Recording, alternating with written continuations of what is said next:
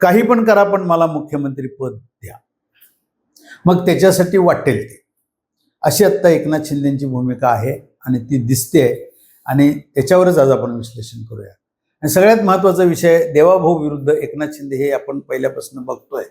मग काही वेळेला ते एकत्र नांदतात, काही वेळेला एकमेकाचे निर्णय वेगवेगळे असतात आणि शेवटी ते दिल्ली दरबारी अमित शहांच्याकडे जाऊन ते त्याच्यावर पडदा पडतो. आणि आज तोच विषय आहे, दिल्लीत एकनाथ शिंदेची 20 राज्यातील शिवसेना नेत्यांची बैठक, हा चर्चेचा विषय चांगला झाला आणि चर्चेत आहे आता सध्या. तर ती बैठक घेण्यामागं सुद्धा काय कारण असावं? सीएम पद आहे का आणि काय आहे? परंतु कुठलंही शिवसेनेचं पाऊल जर का राष्ट्रीय स्तरावर उचलायचं असेल तर अमित शहांच्या परवानगीशिवाय एकनाथ शिंदे उचलत नाहीत. या चर्चा लपवून राहिलेल्या आहेत का?